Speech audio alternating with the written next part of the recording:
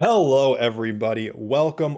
It is the opening day of the Classic Championship Series Lock In Tournament. This is before Season 1. We have a whole bunch of new and returning teams. My name is Thunder. I am joined by my wonderful color caster, Lucky Brandon, and we are bringing you the match between Sensei Squad and DNX. Brandon, how you feeling today? It's brand new patch day. We are already into these picks and bans. What have you got for me? We got a lot going on already. Picks and bans flying across the screen, but I am doing well. Thank you for asking. We already have a Hecarim Rakan ban. Just taking it immediately out. They do not want to fight over this at all. Indeed. Yeah, the Rakan definitely a priority pick.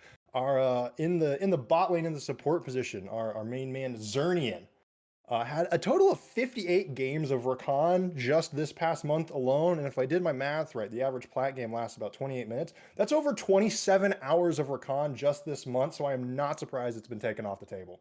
He's a fun champion. I mean, then you gotta look at Panzora, looking at that Rakan top, Rakan mid, Rakan support. We don't know where he would be going if he was picked. Indeed. But as for the rest of our bands, we have Hecarim, Rakan, Vex banned away from the mid lane, and then we have the Jinx, Corki, and the Jace. One thing to note, Victor, as well as Zeri, are both disabled for this tournament. Victor, because there was, a bit of a bug with him. And Uh, Corki was kind of the main power pick into that Victor slot. We were in a big Corki Victor meta. This opens it up a little bit for some other picks, maybe some control mages, maybe something more exciting, and a Kali maybe. We'll have to see. But it looks like our first pick is going to be the Diana for the side of Sensei Squad. Pretty good pick, I think. Just the sticking potential you'll have. Oh, a Jin. Love me some Jin. Oh, Indeed. With some, with the new Maw of Malmortius changes, Jin has become very powerful. People have, started picking him up. A lot of damage, a lot of healing, and he just has so much movement speed. If you can put something like a Yumi on him, it's just downright terrifying. We'll have to see what the second pick is going to be, though. As we said, Exernian does not have access to that Rakan pick, so it's going to have to be something a little bit else. But instead, they go for the jungle pickup and grab the Viego. I know DNX. Love them to bits and pieces. The Jin pickup, the Viego. Just immediately getting so much pressure in that jungle, in that bot lane. Banning away Jinx because she's a little overtuned at the Just a moment, little, in just a my little. in my opinion, personal opinion. Just a little bit. Now, we do see there are still plenty of picks in the bot lane uh, that Matrix Shadow can go for. Big Ezreal fan, as we see, looks like that is the lock-in indeed. So has plenty of games on Ezreal, likes Ezreal, and has selected it. We'll see again. We have junglers and ADCs picked for both lanes. I'm wondering if they're going to go for the supports. Do you think they're going to get those, or maybe wait, get some ban priorities on those? Exernian's champion pool is already looking maybe a little limited. Definitely looking pretty limited. I think, yeah, they're just gonna pick up that Yasuo mid lane. Very detrimental for that Jin. Gonna be so difficult to get any kind of damage off if he is around.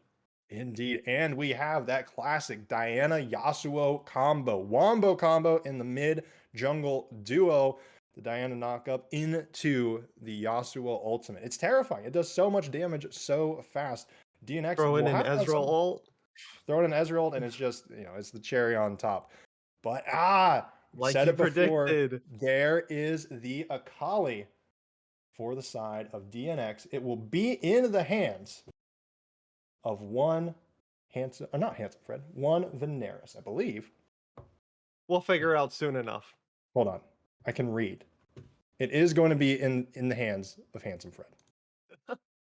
He's so handsome you forgot his name. Like, I I get that. did, I I did. understand.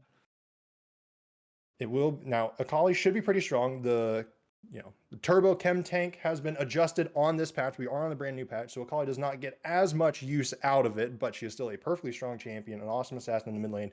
An answer to that Yasuo, but we do see a support ban on the Nautilus, and we see a Cassiopeia ban out of the side of Sensei Squad.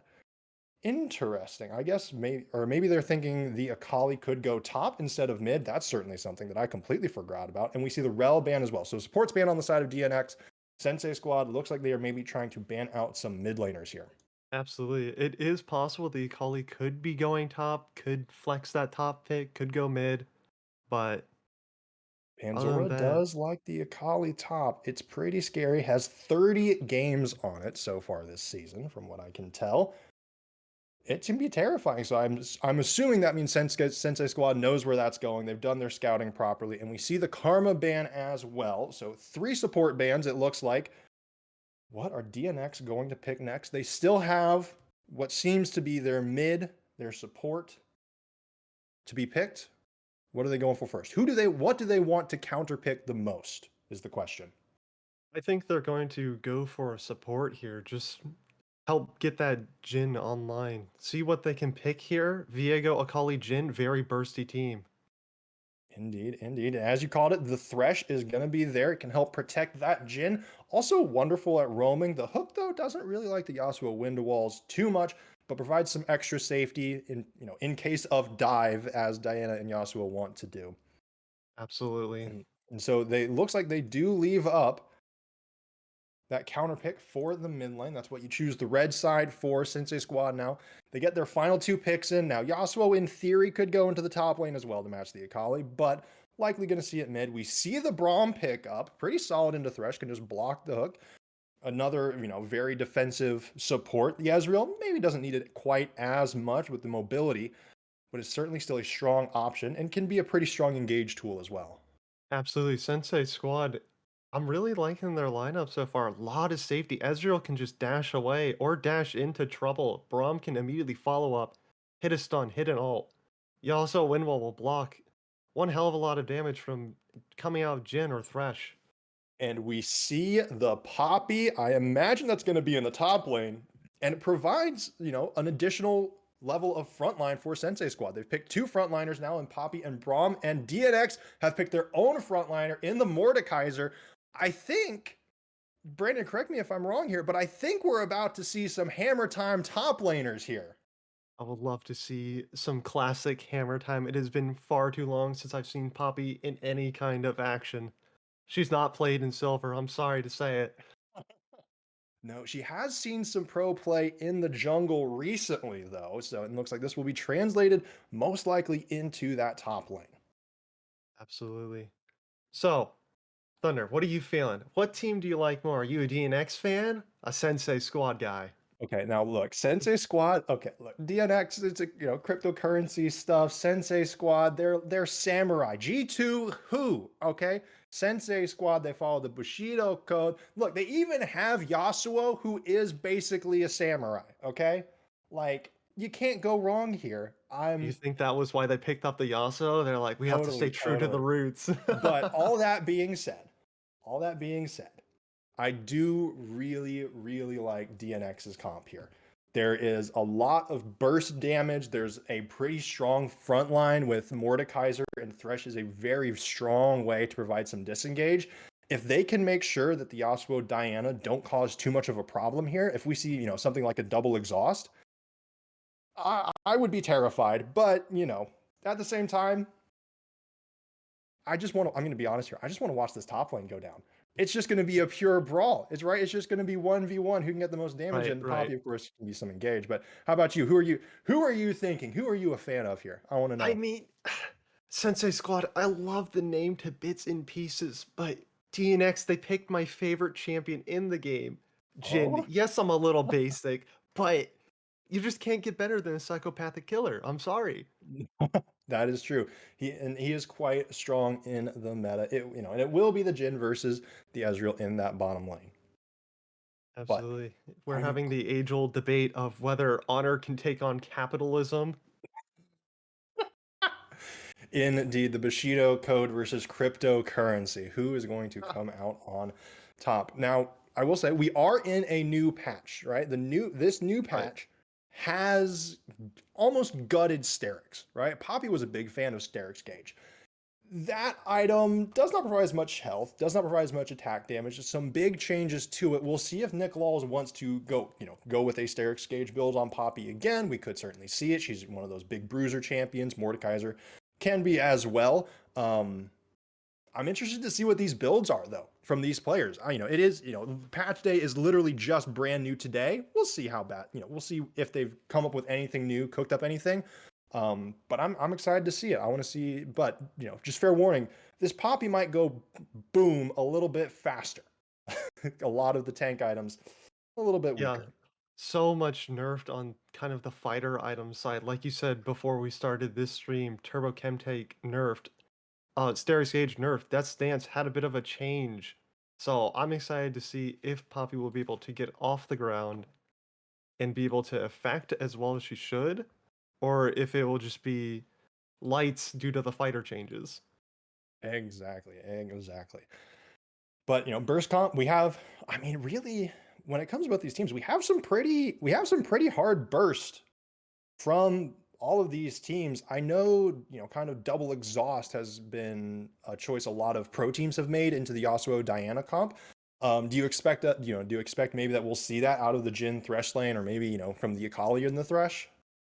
I'm not expecting to see a double exhaust just because one exhaust from the side of Sensei squad onto the Jhin will eliminate, I think, nearly all the damage on that bot lane. Thresh can do a little flay, but that's about all the damage. Now, Jhin and Thresh taking a double exhaust into Ezreal, he can just E away. He's gone. Braum can That is stand in true. front, flex his giant muscles, and can't do anything about it. That is true. That is true. Now, we do have a few minute spectator delay. And so once that goes through, we will come right back to you. We'll get into this first match broadcasted on the CCS channel for the Classic Championship Series Lock In Tournament.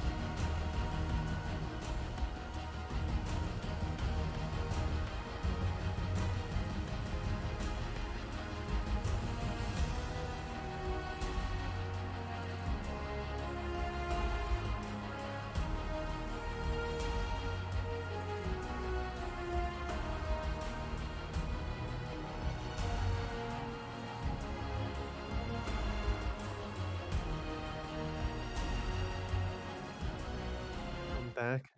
Oh, oh. All right, thanks. Welcome back, ladies and gentlemen. We are into our first game. I'm excited to see. Oh, looks like we're already having some top lane shenanigans going on here. 5-man roam to this top side. Indeed, they are going in fast and they're going in hard. We'll see though if this Mordekaiser is going to get caught out. Oh, looks like he might. Backing off just in time. Dropping a ward, getting some vision. Knows that this 5-man invade is coming in. Indeed, walks it out, walks it out. The Akali is here. It is. They know it's 5 members. I don't think they want to do 2v5 here. Seeing them walk out, they know that their jungle is clear now. Drop the ward, got a little vision.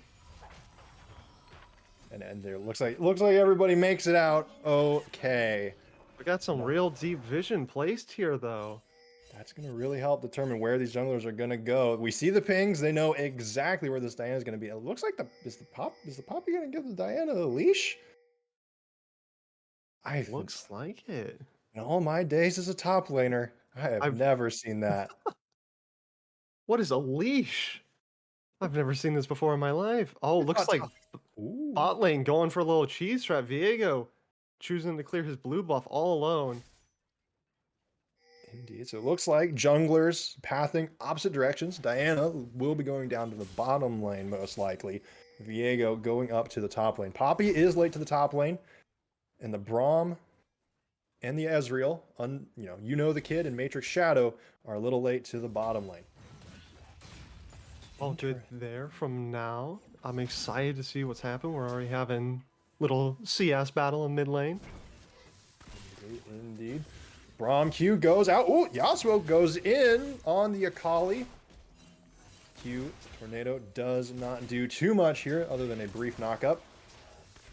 We got some missing kings from the side of DNX trying to scout out where that Diana might be. They believe she is on her Gromp. Already full cleared, going down to her Raptors. Indeed. Now, we talked briefly about the double exhaust that, maybe we'll see it on the side of DNX. Instead, the double exhaust is on the side of Sensei squad. Do we think that they're just that pressured by the Akali and the Mordekaiser? I mean, just think about all the things that open up with exhaust. It could just be a peel tool just to get that Viego off, just get some time to run away. Indeed, the Poppy and the Mordekaiser are going at it though, but they're both just very tanky and nothing comes of it as of yet other than some decent trades so far across the map. We'll see who ends up getting this push in the bottom lane though. The Viego is pathing up. Diana is on her way. She has almost finished her full clear. The Mordekaiser though gets knocked into the wall by the Poppy. And once again they disengage, but Panzora winning out in this top lane matchup so far in the early game. Pretty scary to see. You don't want Panzora, the legendary hard-stuck platinum with 1.5k games under his belt. That's a terrifying concept, that someone is so willing to grind out for so long in that rank. It's terrifying. But instead, we see duels all across the map here, and it looks like the Braum shield going in mitigates most of the damage from the Jhin. And here we see the Diana. They want blood. It's a 2v2 in the mid lane. Viego going in, but the Akali is low on health. Can't really back up sneezes. And everyone disengages, but Handsome Fred, low on HP. And has no potions. Looking to have to back here. Sticking around. He also is trying to clean shove that wave in. Pings are coming out. They do not know where Diana is at the moment. Still getting some more chip damage on Fred. Indeed, indeed. He's so cute, He's attracting all the tornadoes in his area. But maybe the shroud can help prevent that. Tornadoes, stay away. The Mordekaiser, taking so much damage from this Poppy. A big wave pushed in. There's no jungler to come in and take advantage of it, and it looks like Panzora. That is so many caster minions. Viego looking for something on the. Here he comes. And here, indeed, as you said, the gank is coming through. Mordekaiser is low on HP. The flash comes out of Nicholas. He's going to be able to make the great escape here. No, Mordekaiser pulls him back in, but maybe it's a mistake. No, the first one goes to Viego. Panzora on a sliver of HP. Ooh. What a beautiful play by Nick. Trying to turn that. Almost had it. But Just smacked into the wall. Was not able to get that stun off. So close, so close. And Sneezes, a phenomenal job coming up and getting that gank off after nothing really happening in the mid lane. Now though, we're starting to see we see two other pushing lanes for the side of Sensei squad. That they are, this is a pretty big advantage for Aquatic Bear if he wants to make use of it. If these waves can crash, but where does Diana go is the question. It truly is a mystery. I think she's just going to continue full clearing. Fred, level 6, might be looking for a little bit more here. No, just looking for a little trade. Matrix doing a great job. Online. The Aquatic Bear's ultimate is not quite there yet. We'll have to see when that comes online if they really want to make a play. But as of yet, that Diana needs to get at least one more level. Oh, we're seeing the pings coming in. Little contention over Scuttle Crab. Always the best. The junglers going at it. 1v1, trading auto attacks. Here we see one ability used. And they back off. Sensei squad was coming up. They're coming up to reinforce their jungler. Had to back off there. Still got the Scuttle Crab though, so little victory for DNX. Indeed, indeed. Now, we can see there is, thanks to that kill in the top lane, Viego already has, it is a Sheen and 2 longswords versus a blasting wand.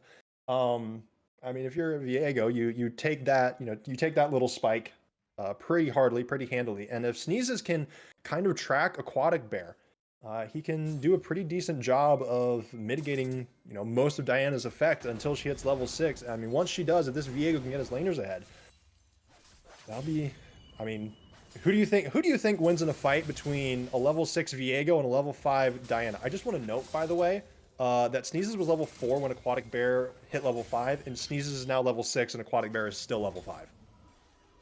He's just an absolute madman getting all this XP. Oh, looks like Sneezes coming back up for another top lane gank. Another gank. The Poppy, though, gets out of there, and there we see Viego Windwall. I don't think Xernia was going to get too much out of that other than a little pestering, but you still want Venerus to know that he's here and he's watching. Absolutely. Look at all the armor on that Braum already. 2 cloth armors, boots. He is going to be having a pretty solid time against the Jhin here, I imagine. Oh, supportal combat. A surprise. Are they going to see each other? They do see each other. There, we see the Flay. Little smacking. Just kind of watching away. Oh, Ezreal, but here the Braum aggressive Q E. has to flash over the wall, makes it out, and there are 4 members of the Sensei squad in the DNX jungle. They're really interested in that blue buff. But willing to commit 4 members for it. That is wild. But that does give DNX the opportunity to take advantage elsewhere across the map. DNX, they will get this first Cloud Drake. It is 8 minutes. The Herald has spawned, and it looks like the teams will be trading neutral objectives. Rift Herald, pretty valuable first objective. It can get somebody ahead. Where is this going to get dropped? We've already seen them push towards Panzor and try to get him ahead. I think they're going to drop out mid lane, try to get that Akali. That's just a ton of gold. Ooh. Does not want to hook the Diana. She gets out alive. But yeah, dropping a mid lane, getting that Akali Fed, I mean, the perfect execution is just, it can do so much damage. She'll probably be on a bit. Ooh, hold on. We see the Cinder in Akali's inventory. Are we still going to see the Turbo Chem Tank? I think we are. Look at the damage still coming up, even though, oh. Here we go, but the Yasuo came out first! Combo, that's the wrong order! Viego is here now, ultimates have been used, the exhaust comes out. Can they make it happen? Handsome Fred has slain the Yasuo, it's a double kill in the mid lane. Panzora gets another one. Action in the bottom lane, Thresh Hook lands on the Braum after the flash. The Ezreal ult used essentially as a disengage tool, but oh no, Sensei squad. It's supposed to be Diana, then Yasuo. They'll figure it out. Don't worry. This wombo combo still has time to get online. But Viego going untargetable, being able to escape the Diana, just huge for his team. Indeed. I mean, and now Sneezes. We saw Panzor roam from the top lane. Nick Laws was not able to get there in time. Panzor didn't even use the teleport for that. He was just down on the rotate. So phenomenal work from the side of DNX. I mean, if they can keep it up here, Handsome Fred has now completed his Turbo Chem Tank. There are 2 mythic items on the side of DNX, and they have a 2,500 gold lead now. That almost all stems from that fight using the Rift Herald on that mid lane turret. As you did say before, I'd like to point something out. Akali. She did buy it. It is the chem tank. Interesting. We'll see how it pans out. You know, the dashes don't, quite build up as many stacks, but I'm sure it is still, a solid item. But, the damage, it's a little bit different. The tanky Akali might not provide quite as much utility scaling towards the late game, but we'll have to see. We'll have to see. I'm sure Handsome Fred is going to be able to pilot this thing admirably still yet. Absolutely. Akali spotted by some wards. Oh. We have a 3-man rotate going on to this Akali. I mean, Akali's slippery. She should be able to get out of here. The Yasuo didn't collapse and try to trap her in that bottom river, and she just has to walk out. She has no flash in her summoner spells. I mean, essentially she has to use her dashes, her Twilight Shroud, which, I say she has to use just her dashes and Twilight Shroud, but she can go everywhere. Might find Aquatic here. Sneezes. He wants her. He wants this Diana. I mean, he knows he can beat her too. He has the item advantage, and he is just strong. There's the proper order of the ult, but it isn't going to be enough. No, Viego goes unstoppable, takes over Aquatic Bear. It is Diana versus Yasuo. It is teammate versus teammate, and Renata's not even out yet. Viego comes back to his regular form. This Yasuo, though, is scary. The Poppy has arrived, and so is the Braum. It's a 2v3. Sneezes goes down to Nick Lulz. The Poppy makes something happen. The Akali is still here and goes in. Here comes the Mordekaiser. He has arrived, and it looks like everyone wants to disengage, but Panzora goes in. The Shuriken flip into the perfect execution, does not do anything. Venerus gets the Akali. She flies back into her death. The Mordekaiser in the death realm now trying to win this 1v1, and he does it. It is currently, oh my god, Panzora, he is winning this for the team. It's currently a 1v1 with the top laners, but the Diana has respawned. This fight has taken so long. Is Panzora going to be able to survive? No, he goes down. What do you make of that team fight? It's 6-3 on the scoreboard. I can't even keep track of how many kills happened there. Sensei squad just absolutely able to bring that back around. I didn't think they were able to do it, but they just brought the surprises. The battle going on so long, Diana was able to rejoin the fight. Ooh. I mean, and, item-wise, she wasn't even able to get her mythic yet. Going back, she has a Dark Seal, good news, but there are now 3 mythic items on the side of DNX. They only have like a 2,500 gold lead still, though, and not a single mythic item completion for the side of Sensei squad. But those kills were great to pick up for Sensei squad, shutting down that Viego, just getting some gold back into their economy, back onto their team. So we do see a 3-man roam up to this mid. They don't see the Diana, though. They don't see Aquatic Bear. He's going to be able to get out. Looks like he does. The second drag.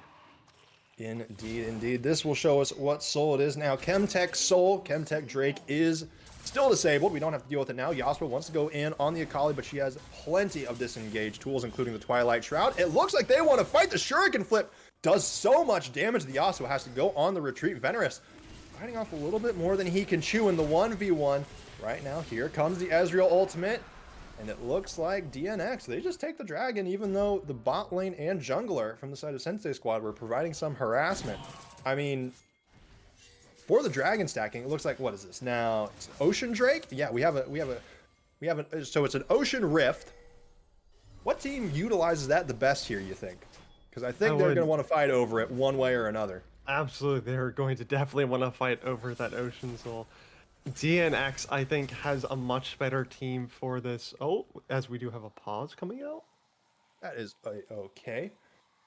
But I do believe DNX will be able to utilize that Ocean Soul more. Just being able to hit this burst, walk away, come back with full health, burst them again.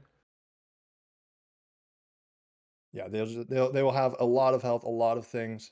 Yeah, I mean, the Mordekaiser, the sustain on the Mordekaiser and the Viego is just scary, and adding the Ocean Drake on top of that, whew, I would not want to fight that as a Diana or a Yasuo if that burst does not work right off the bat. We do see a bit of friendly trash talk happening in the chat.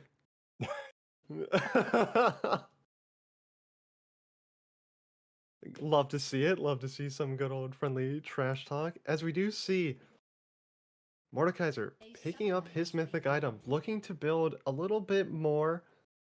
Null Magic Mantle.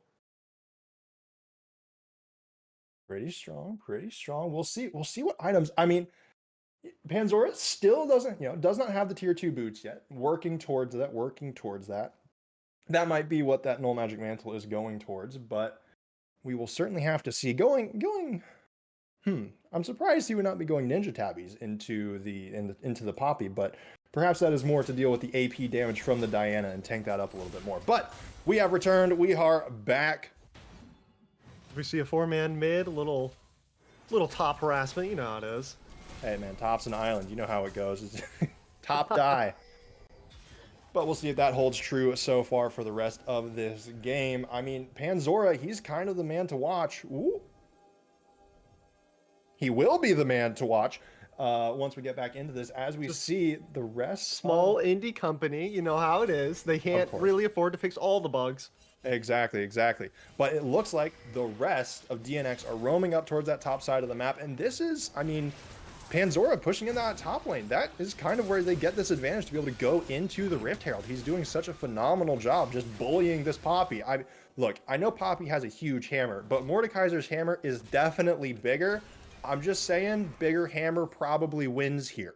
Noticing a correlation here, as you pointed out. Maybe not causation, but definitely correlation. Okay. Now we are past 14 minutes. Unleashed teleports are up.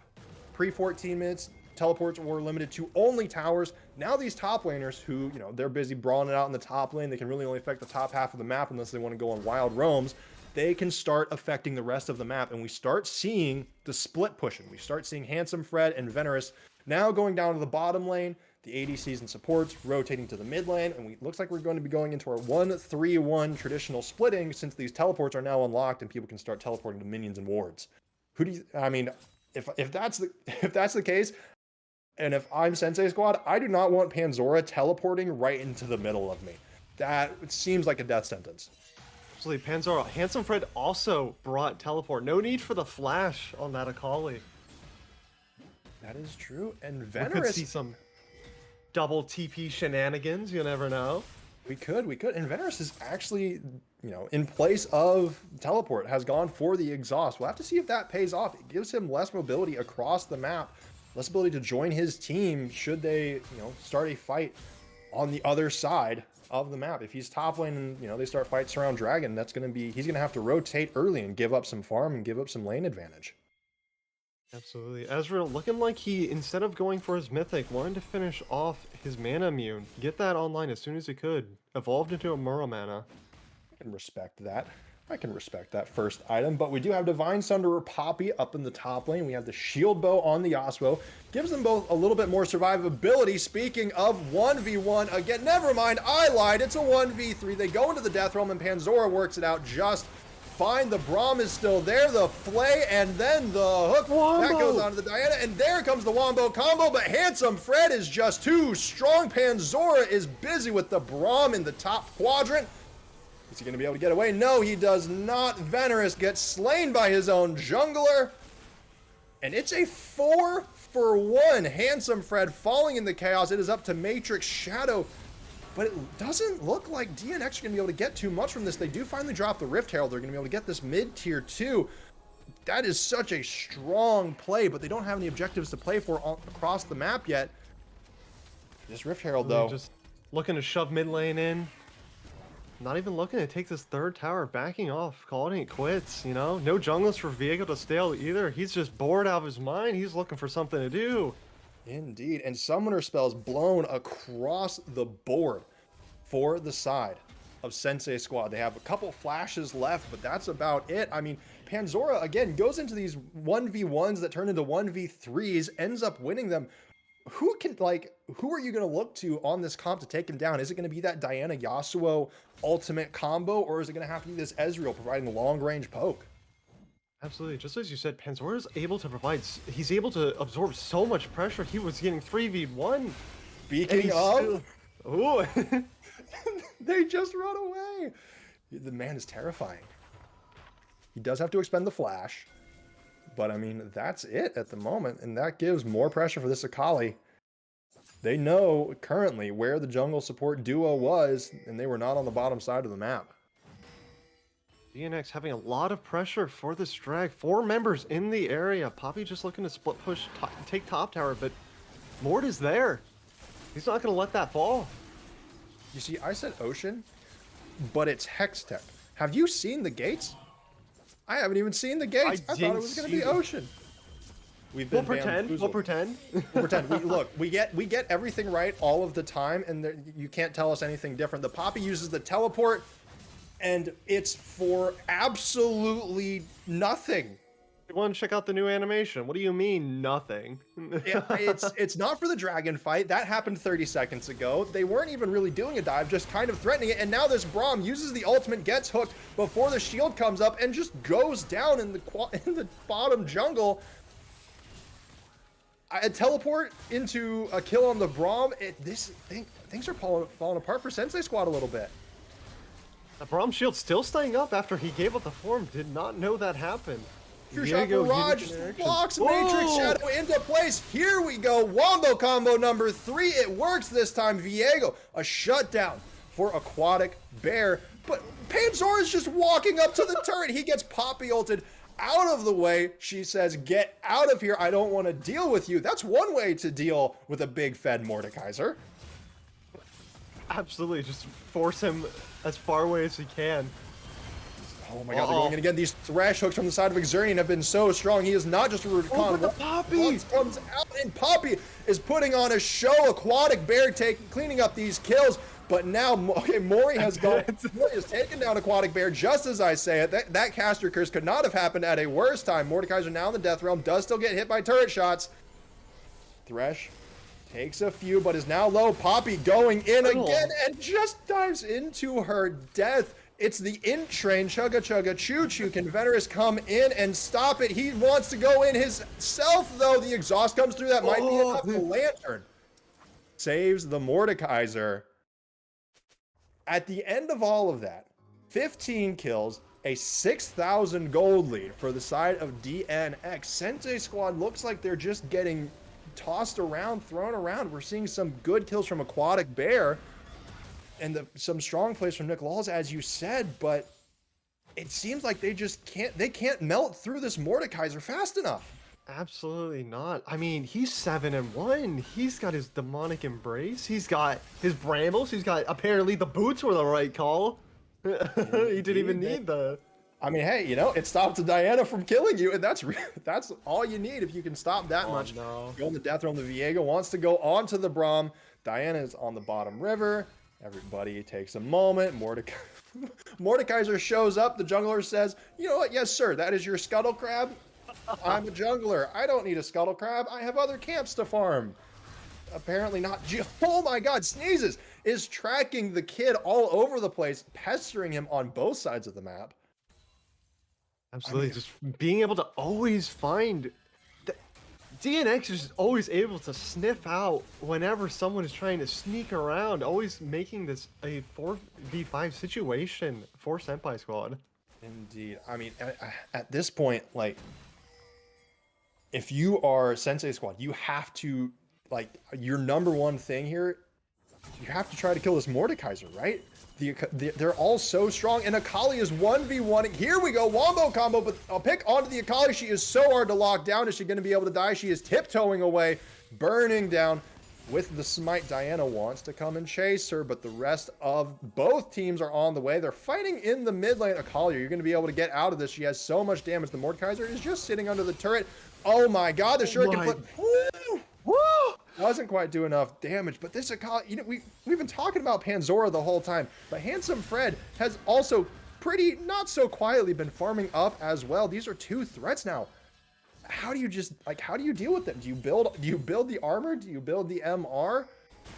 I think MR should be the focus here. Yes, the Viego is scary, but that Mord and Akali are scarier, in my opinion. I mean, look, Akali has a chem tank and a demonic embrace. You feel like she shouldn't be able to do that much damage. Oh, Nick Walls gets surprised. Gang, the Viego gets exhausted. He's going down. Matrix Shadow manages to take out Sneezes. No more Viego resets. And all of a sudden, Sensei squad, they're coming out on top, but Panzora survives. He gets some pretty big armor Coming in.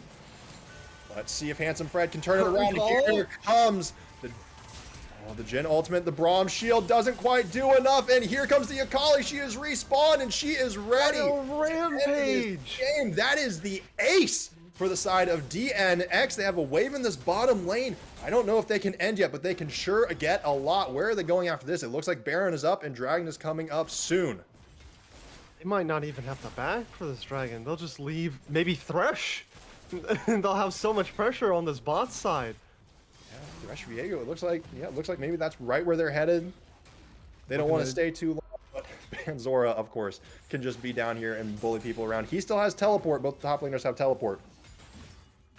I mean, if you're Sensei squad, I mean, you can't challenge this Dragon right now. Do you have to, I mean, look, I don't want to say they have to Baron flip, but like, does it seem like this might come down to a Baron flip? It feels like that's their only option, aside from maybe getting a pick off on this Jin, collecting that bounty, just getting some money into anyone's pockets, really. Ezreal has been playing so safe. I don't think I've seen him making any kind of plays just because of how far behind his team is. The damage has not been there. The farm across the board is mostly equal, save for Panzora just absolutely smashing it in the top lane. We'll ignore that. Indeed, but I mean, it's currently an 7.2k gold lead, and the items are starting to show it a little bit. We do see, Zhonya's on the Diana, so now she can dive in, survive a little bit longer, not get instantly burst down. And now we do see the Infinity Edge on the Yasuo as well. But I mean, yeah, we have a longsword. Infinity Edge looks like maybe Mori is approaching that on the Jin pickaxe bot as well. Maybe if Poppy just gets an ult off, gets Panzora away from her team, they can hit a wombo combo. Maybe just be able to delete him with Yasuo's damage, but that's about the only play I can see happening here. I mean, I kind of talked down a little bit this tank Akali, but I'm gonna be honest. This Turbo Chem tank is giving her some extra survivability against the wombo combo. Oh, there we see it. Come on, can the Yasuo do enough damage? It's just not enough damage. Mori takes down the Yasuo. Ooh, Mori takes down 2. Matrix actually takes down 2. Mori is still alive and kicking, but has not killed anybody yet. Handsome Fred is on a killing spree. The Akali making something happen. Panzora still wants to bully some people around. And there's, that's Jin for you. Curtain call? Here comes Quadra? The first shot. That's another ace. They have a wave. That's 2 aces within the past 4-5 minutes. 9k gold lead. You know what? They don't even need Baron. Are they just going to try to end? I don't think the respawn timers are long enough. No, probably just looking for take this mid inhib, rotate bot, possibly even go for that bot tower. But my goodness, it was such a beautiful engage, but we're really starting to see this this 9k gold advantage on the side of DNX. Yeah, they're just slapping them with their wallets, and like they're, as I was saying just before they went in on that, they just don't have the damage to take anybody out in that single burst, in that single shot. Maybe if they, Matrix Shadow is able to layer his own ultimate on top of it, but I mean, this is, come on. This just feels a little unnecessary. Panzora does get exhausted. There we see the true shot barrage. He's going down. He is low. He's low. He doesn't die again, as I feel like I've said this entire time. The Yasuo does get a kill on the Mori. Venerus wants to make something happen, but he flashes into the rest of the team, and Exerdian picks up his first kill of the game. DNX turned towards the Baron, and I mean, unless Matrix Shadow with his True Shot Barrage, if it comes back in time, can get a steal, I don't see this going any other way than into DNX's pockets.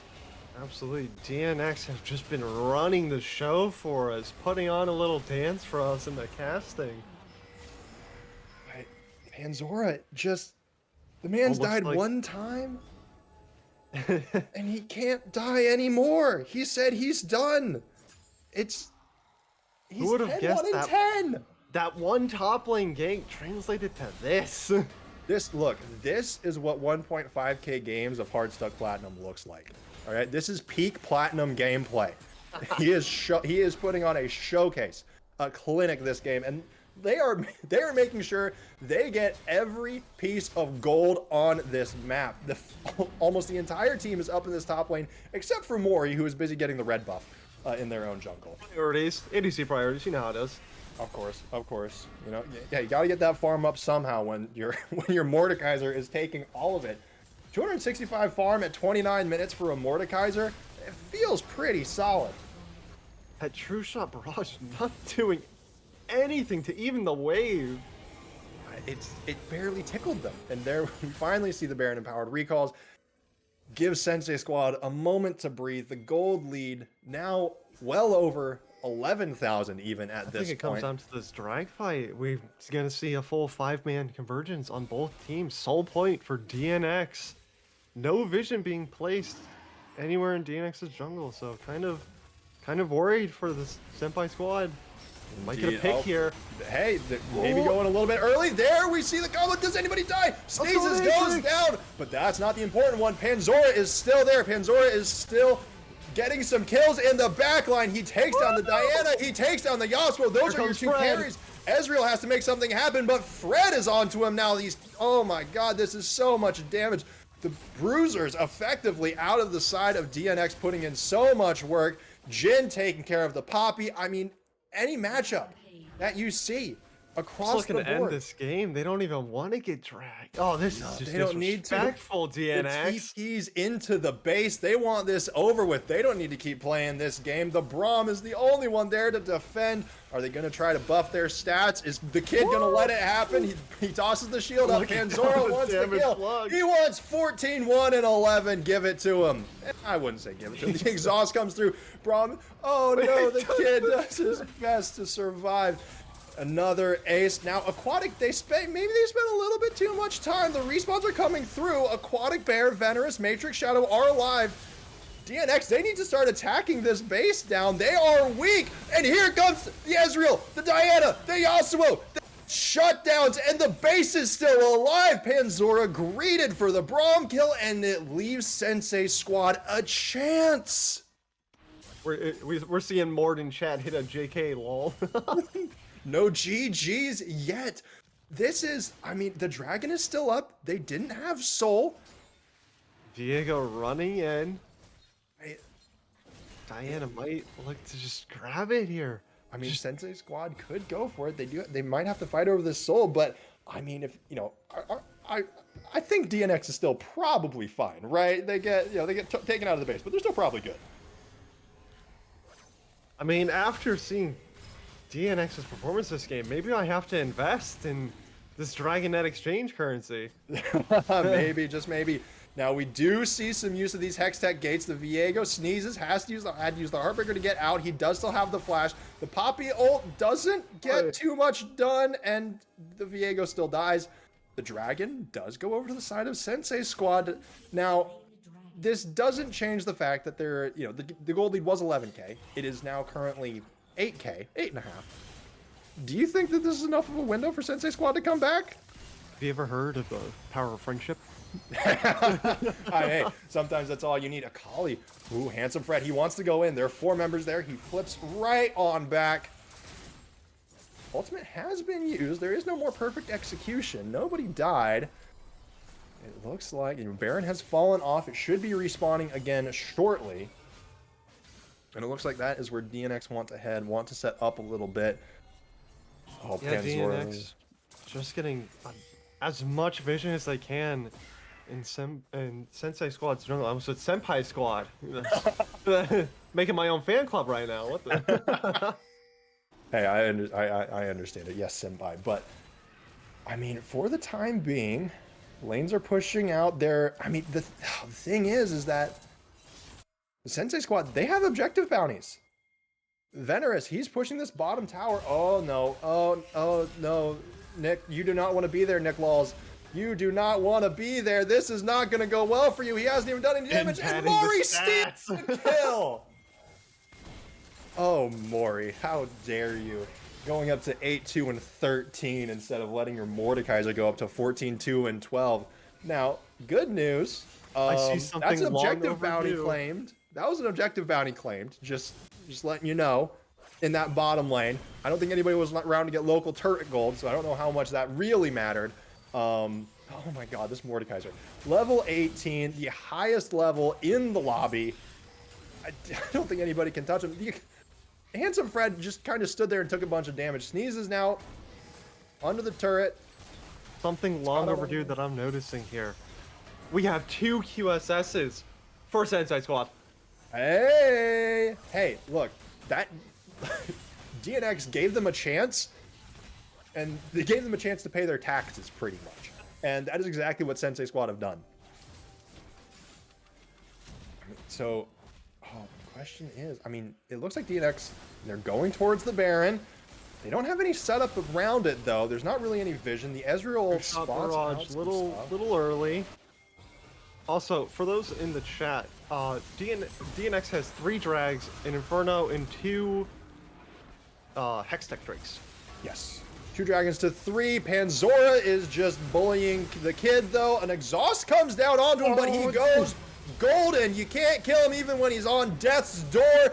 Sneezes gets another kill. Panzora with a triple. That's not an ace just yet. It is up to Matrix Shadow, but Panzora with the TP. Ezreal gets over the wall and goes into the hands of, you know what, to be fair, this is a bit of a rock and a hard place. Akali or Mordekaiser, who do you want to die to? Might as well have had the Mordekaiser stats. And now they will end. No Braum to taunt them, no Braum to extend the game. And it goes golden to DNX. A very well played game. I mean, that was just a clinic, you know. We kind of highlighted Panzora a little bit at the beginning. He just bullied him.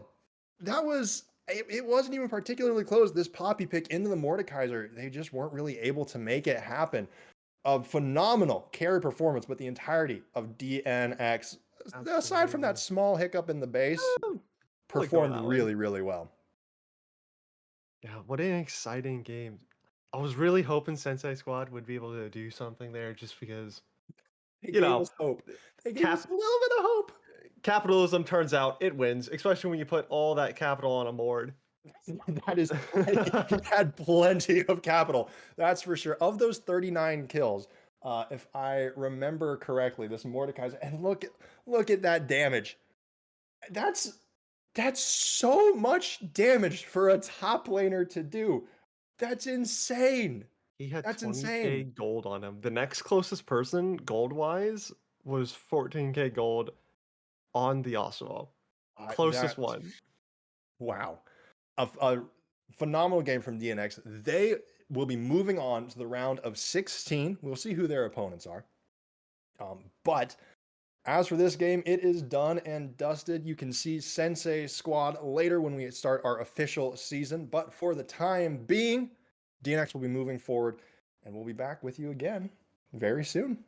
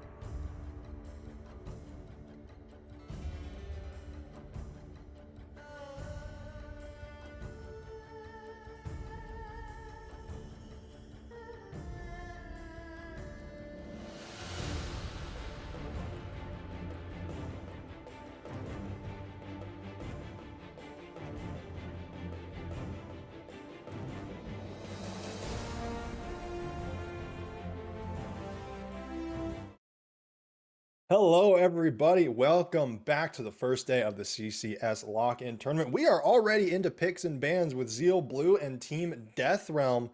Brandon, walk me through these.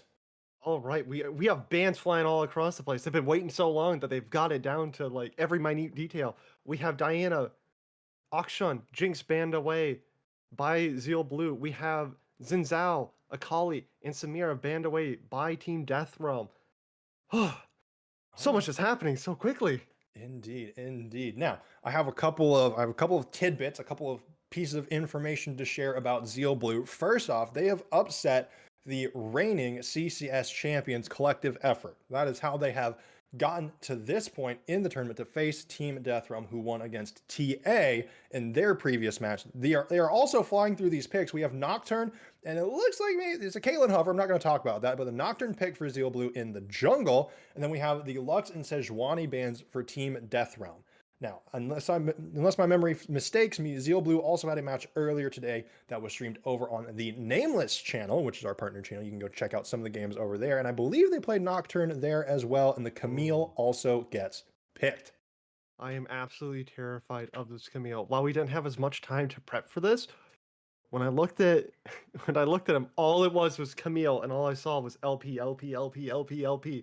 So Ooh. I'm terrified. Oh, lock in the Jin for me. Come Oh on, boy, Zeal. are you going to get Come your on. second game of Jin? Let's You are, go! indeed, indeed.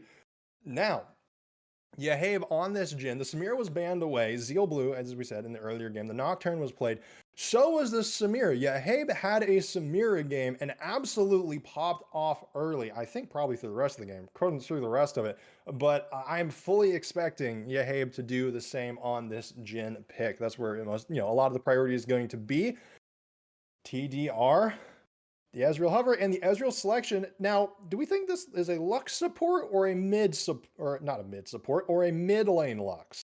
I do believe it is a Lux support. Just going for that classic poke bot lane, root 'em, stick 'em full of arcane shots, call it a day. Hey, there you go. There you go. Who's the real lovers duo? We have Zaya Rakan, but like Ezreal Lux, there's some synergy going on there, but that's besides the point. Alistair getting banned, so it looks like they're trying to pinch the support pool now for Team Death Realm. We will see where Zeal Blue wants to go. Matt in the mid lane, a pretty strong candidate for some bans, but it looks like instead they want to try to limit Nemesis's pool in the top lane as much as possible with the Ornn ban. Absolutely. As we can see, Team Death Realm just taking away two more supports. Just banning away that Alistar, can't kill him. It's just a fact. And a Indeed. knock, just getting rid of any kind of tank engage. Indeed, indeed. Removing some of that frontline potential. Zeal Blue have already picked their top laner, Camille. Not the bulkiest, but the tactical sweep can get some pretty solid heals up. Maybe that bulk, maybe that extra health shield will have to come in the mid lane, but Ooh, we see a Shen selected. I imagine that's going in the top lane. With the recent TP changes, Shen's ultimate has a whole lot more utility nowadays. absolutely. What I'm interested to see is Team Death Realm picks up someone with a faster kind of attack speed to help out this Sejuani get off some more stuns.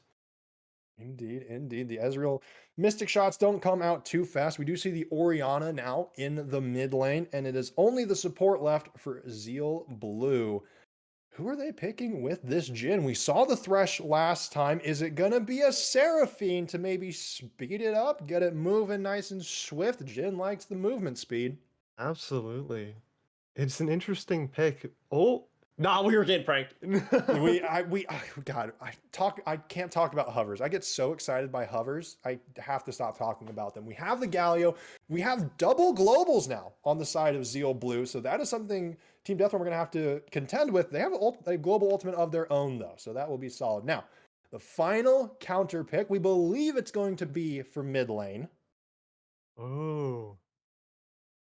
Timer dinger. I need Oh! to stop. I need to stop with the hovers. I need to stop. Instead, we see the Azir, two control mages going at each other.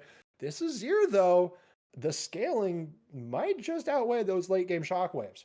Absolutely. In Azir, rapid fire attack speed, able to help Sejuani proc those stuns, just get them off. There you go. Exactly what you were saying. These team comps, I like both of them. You know, there can be there's a lot of layered targeting between the Nocturne and the Galio, and then the Oriana and the Hextech Ultimatum. I mean, whew, that's a lot. But Team Death Realm, I mean, they have a lot of. I feel like Team Death Realm have the range advantage outside of those Jin ultimates if they can avoid, the crazy fly across the map globals. But think about the Wombo combo, right? Zeal Blue, Nocturne, ults one person, all of a sudden Galio, call from the sky. Ult that Ah! person. Camille, ult that person. Somebody's going to be having a very bad day. We'll have to see who it Oriana is, though. sucks them right back in. Just all not fun. Not fun Yeah. if you get caught in such a Wombo combo. The thing is, though, I mean, the main carries that we're going to see are going to be that Ezreal and that Azir, and both of them have some pretty good, they can both be pretty slippery. So it's going to be on Zeal Blue to pick the right targets. Maybe blow some flashes early. Now, TDR, it looks, we have some pretty strong top lane stuff with the Shen, but the Shen ultimate is going to be trying to go elsewhere. I imagine we're going to see a lot of action around the bot lane. Yahabe had a phenomenal game earlier. Who do you think wins this bot lane matchup? Jhin Galio or Ezreal Lux? You see, Ezreal Lux, such a good poke lane, but Jin Galio, I have my heart set with them just because Jin will be able to do so much damage with that 4-shot, burst them down while they're focusing the Galio due to the taunt. You get knocked up, taunted. Galio does a fair bit of damage too. Indeed, indeed. I'm trying to check to see Mr. Potate. Does Mr. Potate have many games on on this Lux? I don't I know if he do believe does. he does. He does? Yeah, I think he has Okay. 20 or so 20? far. All right, all right, all right. So he knows this champion, he knows its ins and outs. We've seen some supports do some crazy amount of kills. There's at least one support in this tournament that play, I believe it is actually who Zeal Blue beat in their previous match in Cider Mill. Cider Mill has had this crazy Zerath support that would get like 20 kills. So we know that supports can be bloodthirsty and greedy. We'll see if that's going to happen this game with Mr. Potate. But on the other side, Lunspun's on this Nocturne is can be pretty aggressive too. Can get out for blood. We'll see who is going to end up making the proactive plays here. Absolutely. I think Zeal will be looking for more of these proactive plays, as you said, just because of the Nocturne, the Jhin, just being able to burst someone down so quickly against such a squishy team like Lux, Ezreal, Azir. This is true. I mean, yeah, most of the front line for the side of Zeal Blue is going to be in that Galio and in that Nocturne, whereas for Team Death Realm, I mean, the Shen, the Sejuani, that's where most of your bulk is, and they're not super tanky. The Shen can be, but the amount of damage, we'll have to see if the damage lines up appropriately.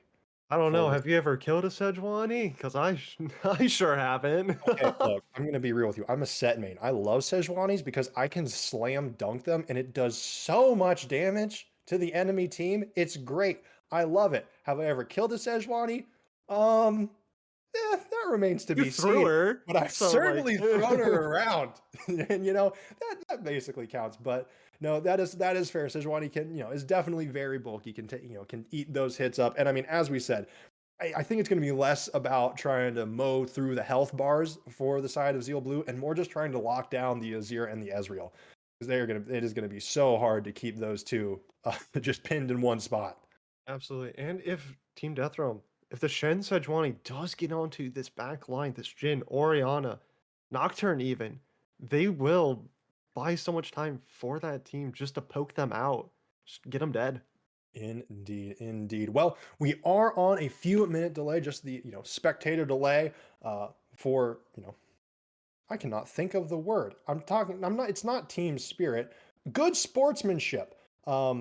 Maybe that's competitive integrity. I found it. It took me 3 tries, but a few minute spectator delay for competitive integrity. We will be right back with you in just under 2 minutes to bring you the rest of this cast.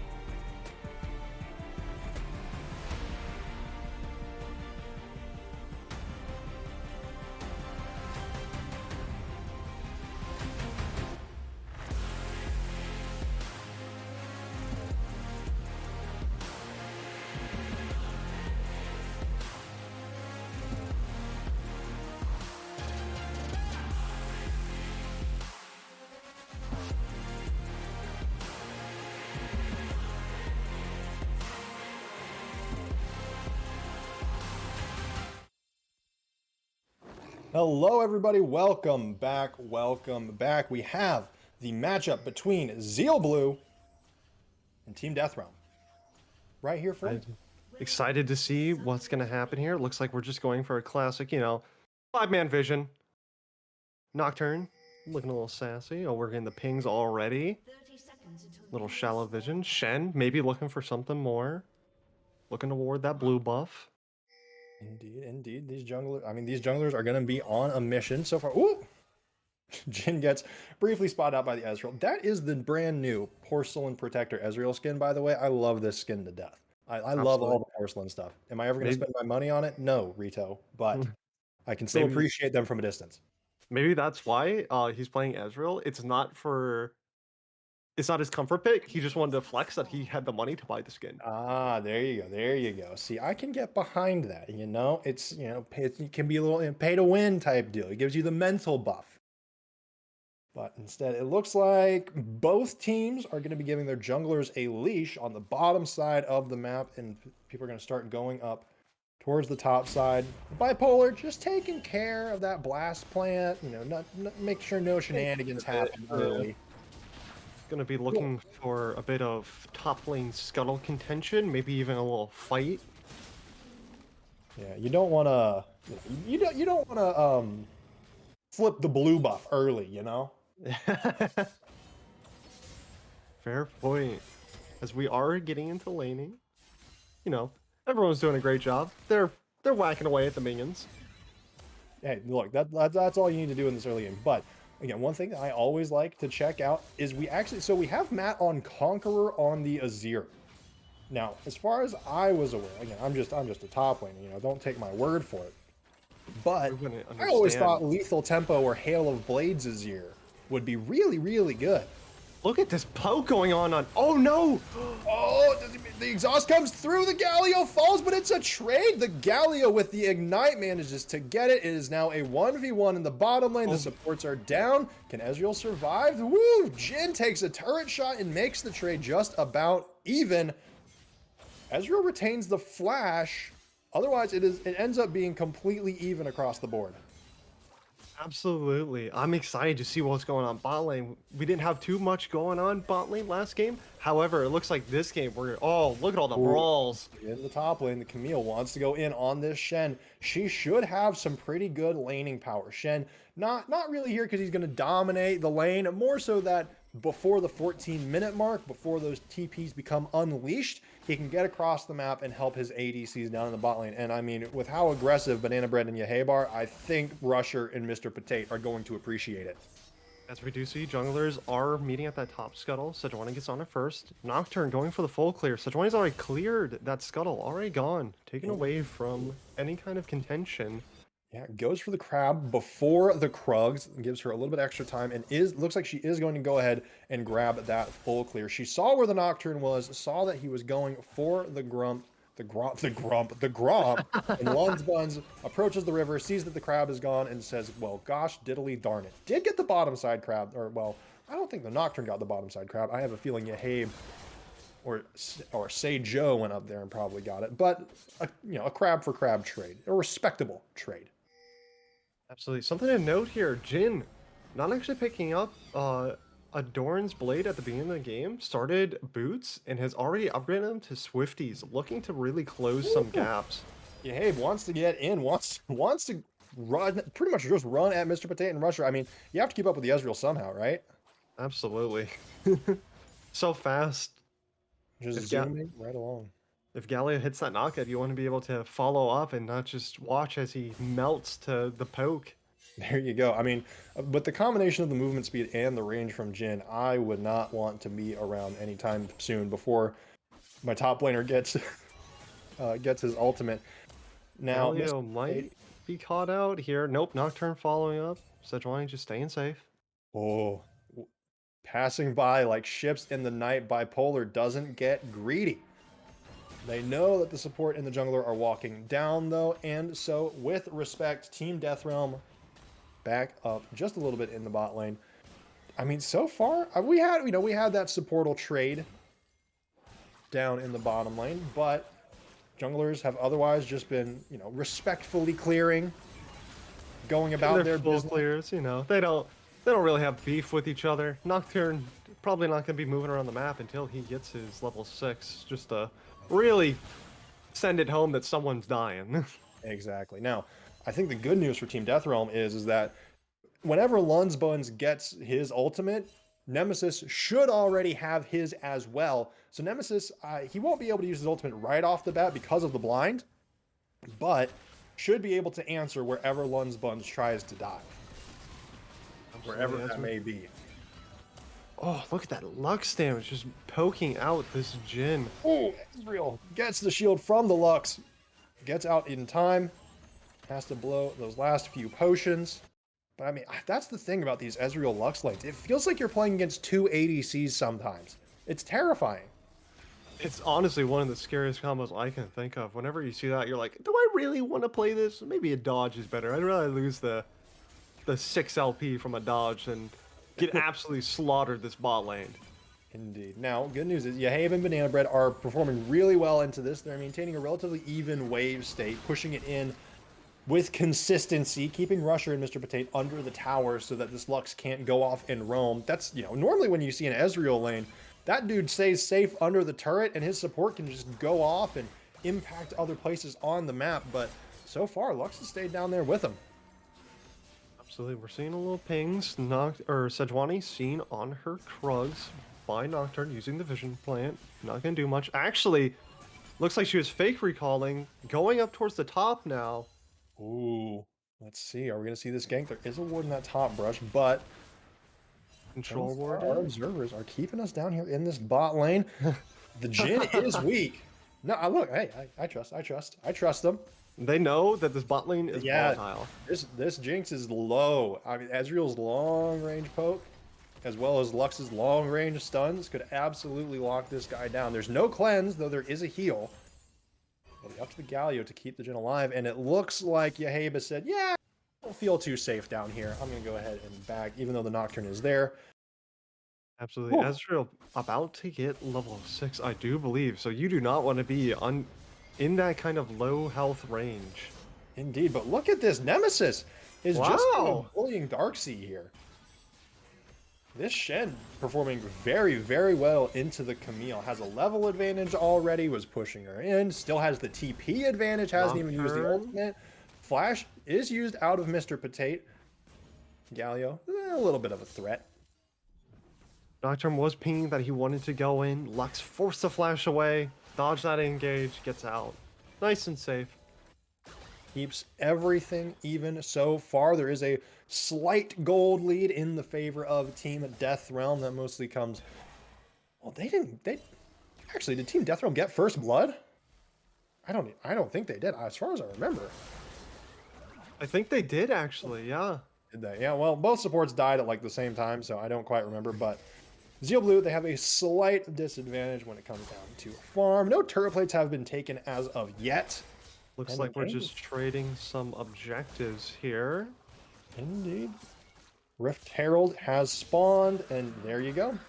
Nocturne has taken the Drake, and that is the green light. Actually, Team Deathrealm maybe thinking about making a play on the Darkseid up in the top lane. They say no. They do have the Rift Herald already.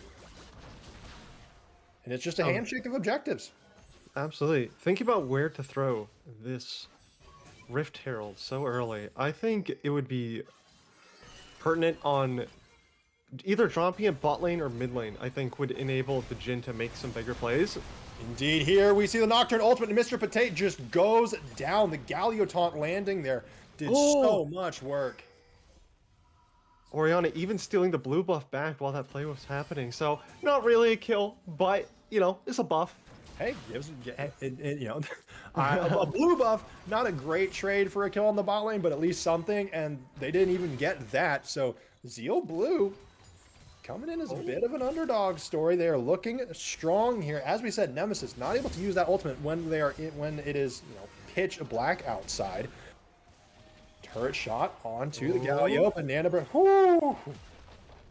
Rusher Lol again, not having used the flash, just Ezreal's basic utility, able to get him out of there. We do see the True Shot barrage just fired off into the wilderness, and Mr. Potato Maybe just absolutely terrified of this Nocturne, just checking that bush, trying to use that vision. No, they even have ward there. Yeah, I don't know what exactly he was Right?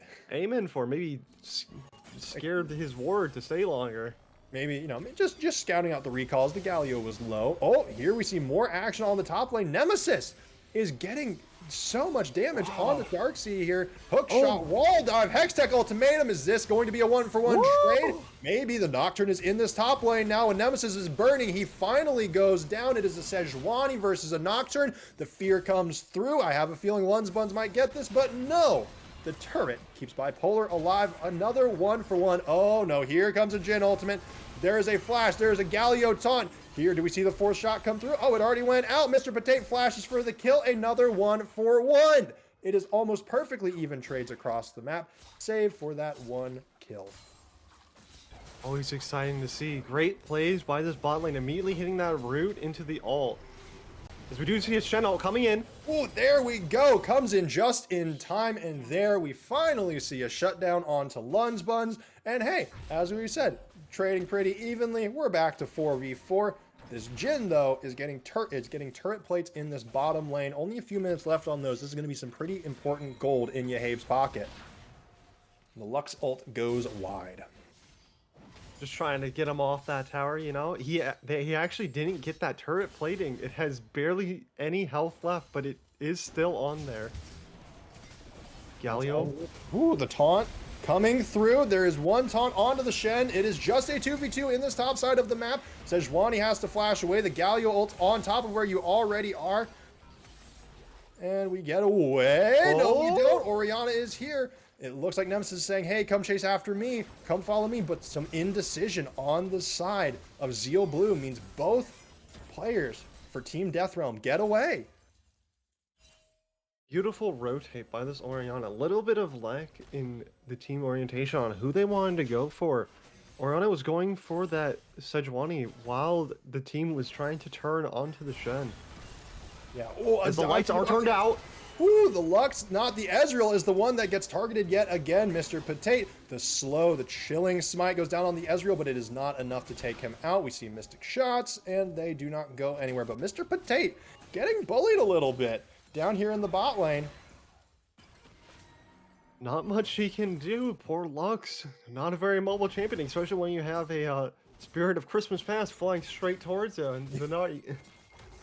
It is absolutely terrifying. Yeah, as we, you got it right on the nose. The Azir, the Ezreal, hard targets to pin down. The Shen, the Sejuani, maybe a little too bulky. But that Lux, that's some nice juicy farming right there. Something interesting I'm noting here. Ezreal picking up an Essence Reaver. I'm wondering if he's going for the kind of AP build that's become standardized, you know? The Mana Immune, the Essence Reaver into the Crown of the Shadow Queen. I could certainly see it. It's a lot of damage if you can land those skill shots. And certainly, absolutely. You need a Shen. I mean, look, I said a Shen might not be able to carry, but Nemesis has been doing a phenomenal job in this top lane and just might be able to do so. But getting some extra damage out from the Ezreal and the Azir could be big. As I said, good trades. Doesn't quite do anything. Darkseid wants to continue trading a little bit more. I know the Nemesis does still have the level advantage. Dashes in, gets the taunt. Camille does not quite have the damage, but the hook shot into the wall dive right off the bat. And everybody backs away. True shot barrage a little bit too late. And it looks like Zeal Blue. Whoo! The root into the Lux ultimate doesn't quite do enough damage. Rusher doing his best. Definitely hurts. Yeah, it's still it's not fun to take just a pure beam of energy. But that might hurt a little bit. Oh, but it does enough. It stops the back, and Yehabe goes down. Sejuani is here. Galio dashes away. That is a pretty good kill, though, onto the Zeal Blue bot laner. Absolutely, just overstaying just a little too long, allowing that Sejuani to rotate down. Now a 1k gold lead for the side of Team Deathrealm. Gives Rusher an opportunity to get even more farm, get this Ezreal ahead even more. Once he can start taking pot shots that do, 20-25% of Jin's health, things start to get a little bit scary. Absolutely. Something to note here, something very intimidating to me is neither of these mid laners have a kill or a death. that's one of those things where it's like the It's Azir and the Orianna, unnatural. they're gonna arrive to like a dragon fight, and there's gonna be like a 5-man shockwave, and then there's gonna be like a perfect Emperor's Divide that scoops the Jhin and the Nocturne into the middle of the whole team. It's just gonna be absolutely terrifying. But I don't know, maybe these mid laners though, as you said, like we've seen Seijo try to wander around. We see him up here at the Rift Herald earlier than Matt is, and it seems like Seijo is having a little bit of impact so far this Azir, but that might just be due to Matt trying to scale up, wait a little bit for late game when Azir can really pop off. Absolutely. Teal Blue doing a fantastic job at grabbing all these objectives. Second Rift Herald, 2 dragons underneath their belt. Yeah, I mean they're a little bit down in gold, but they are getting these neutral objectives. However, Darkseid wants to go in, still has the Hextech Ultimatum and takes him down. Oh. Nemesis falls, but the Sejuani has arrived. Camille has a lot of damage still. Tactical sweeps can heal her up. Takes another turret shot. Darkseid's walked into a few of those. Nemesis wants to try to hold this wave off. Doesn't want to lose too much farm, but Darkseid now finally getting the better of Nemesis in this Camille Shen matchup. All that true damage coming out from her empowered Q auto. Just really starting to melt through this Shen, even though he is building so much armor. Does not really seem to be helping him much in this case.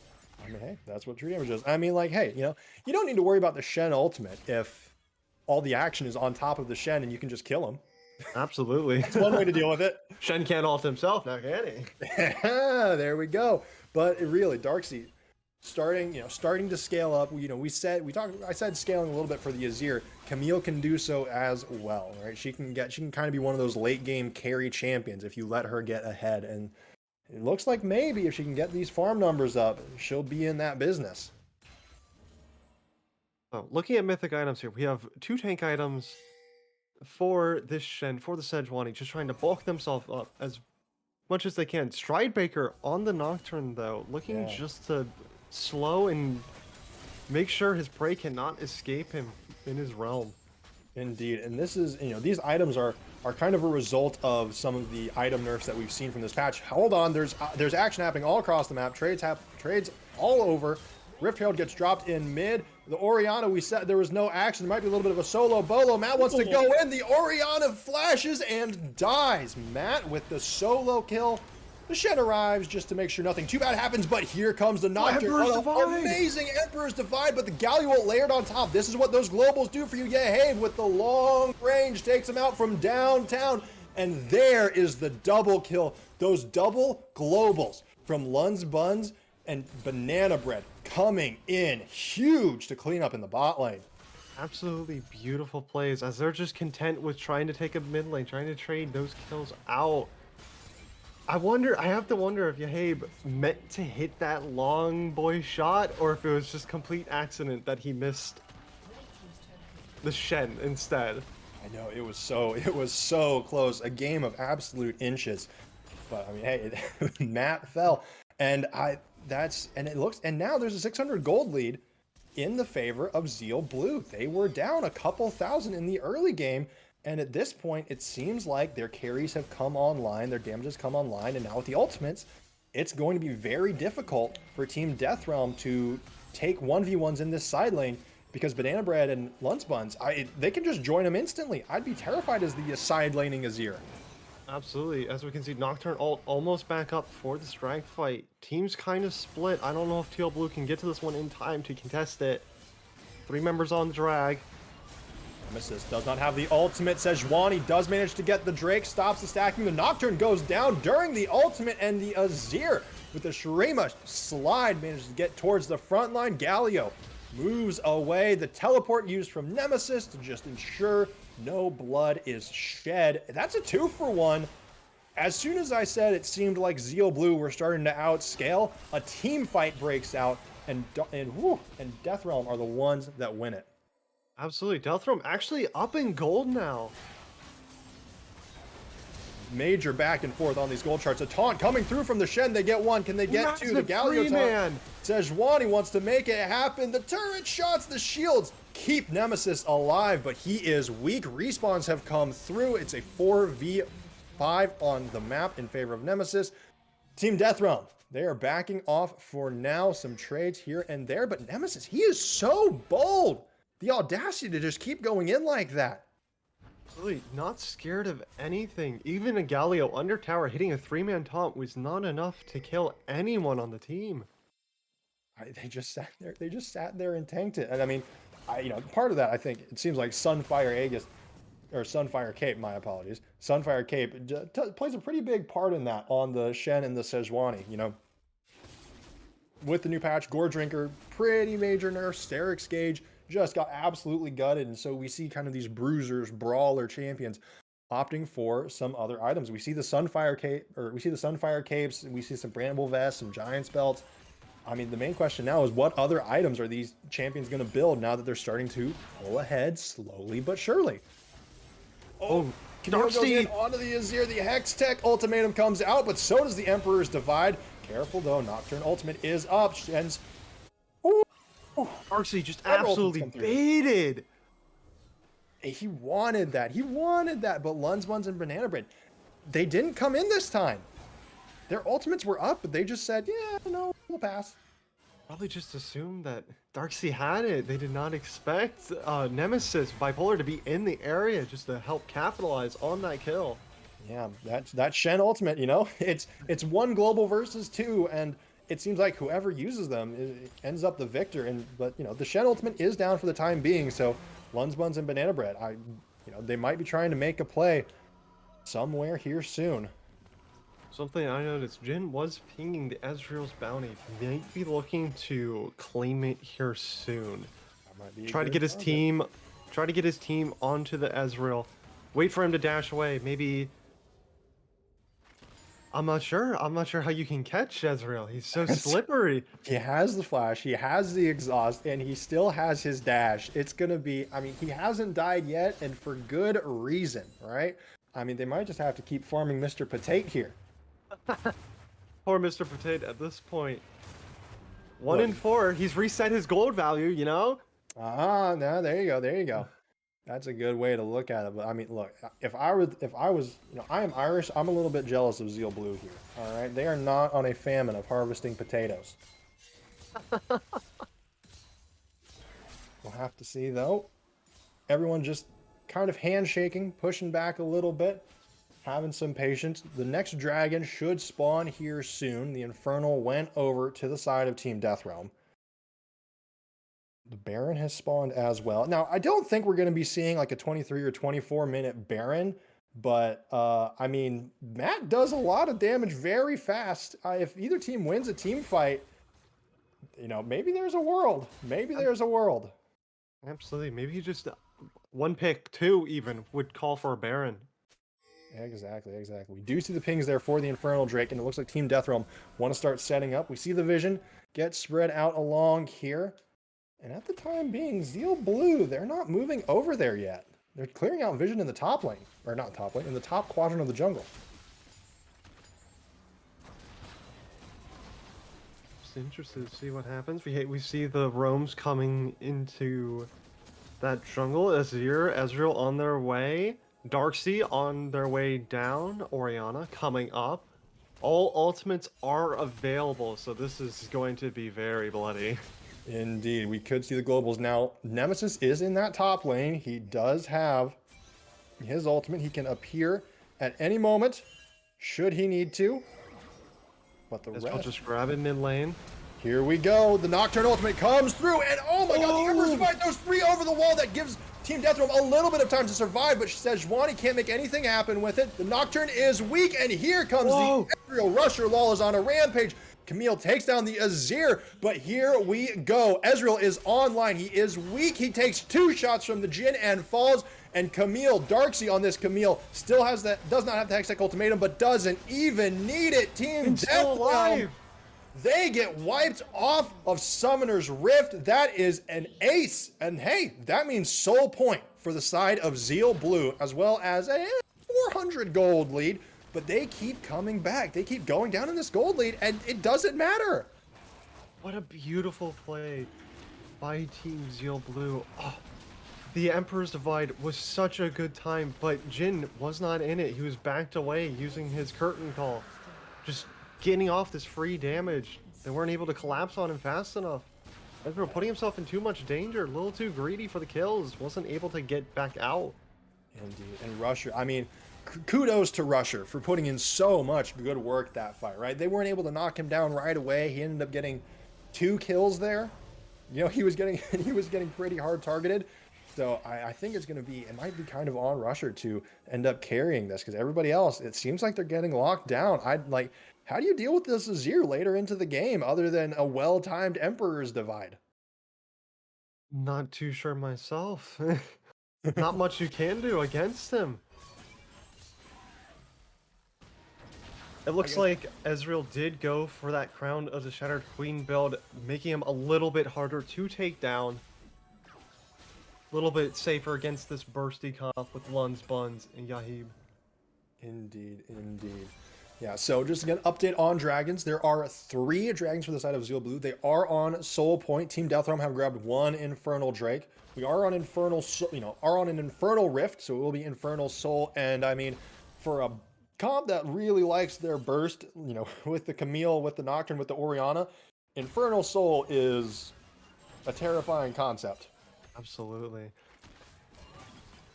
As we do see, just a little bit of the famous NA RAM. Hey, I respect it. I played some ARAM earlier today. Did it go well? Maybe. I'm not going to tell you. Is it going to go well for these teams? Hey, as long as it's fun to cast, I'm okay with it. Now, both teams are setting up around the Baron just a little bit. I don't think anybody's going to do it. They're just trying to get their vision checked out. Nocturne and Galio are here for that layered CC if they feel like they want to take a pick. But no, everybody disengages and says, have a good day.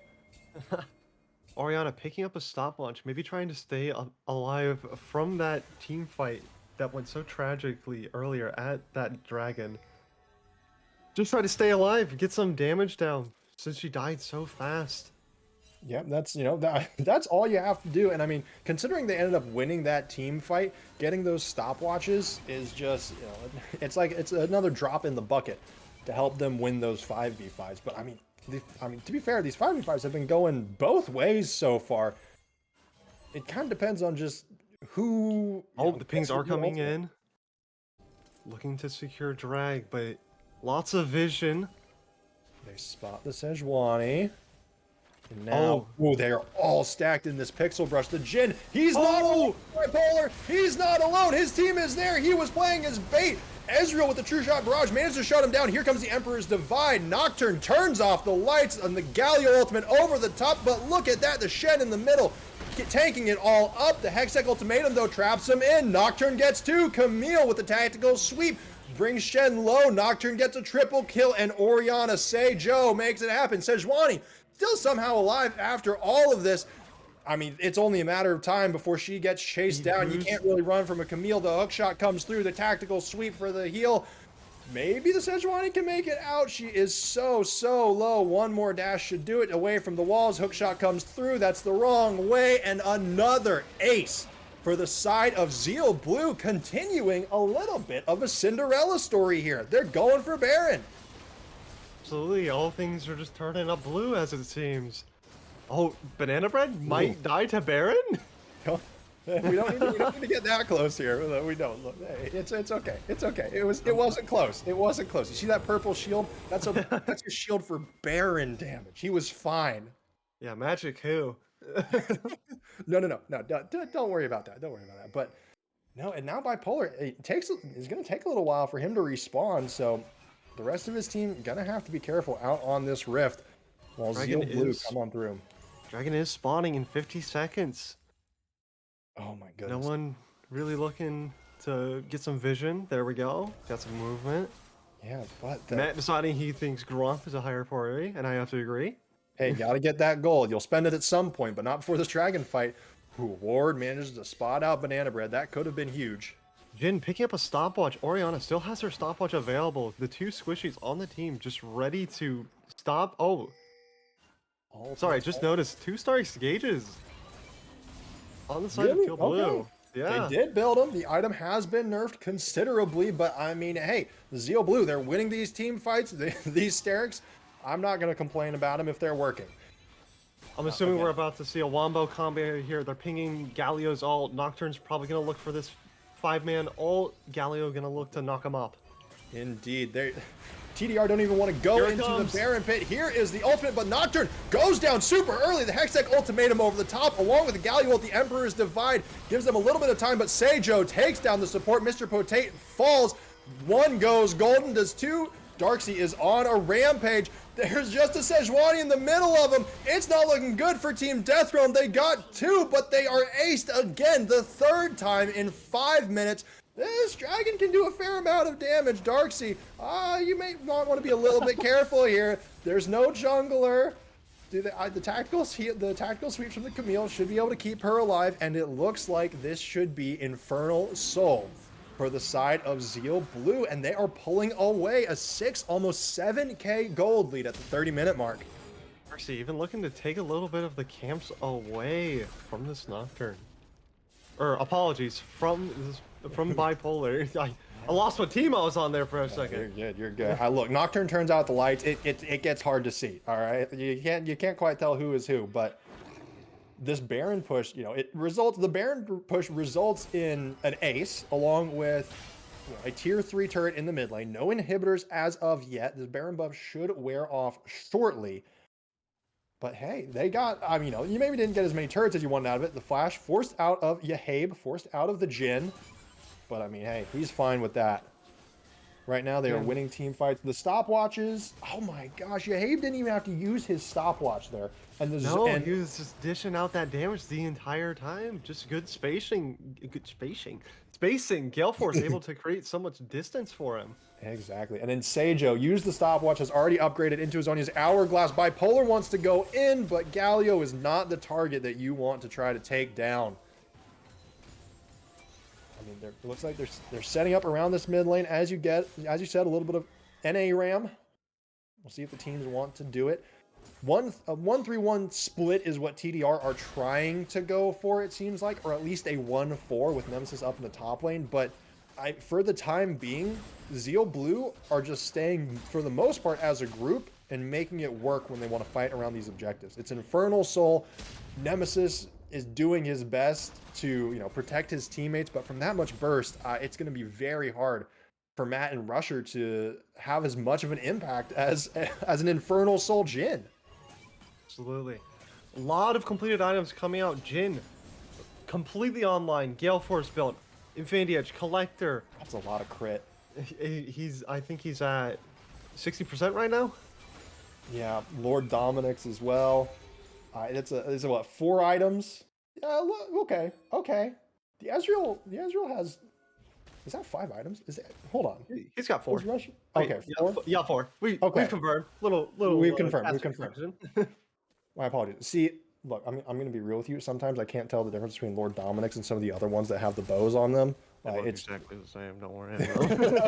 Okay, good. All right, was making sure.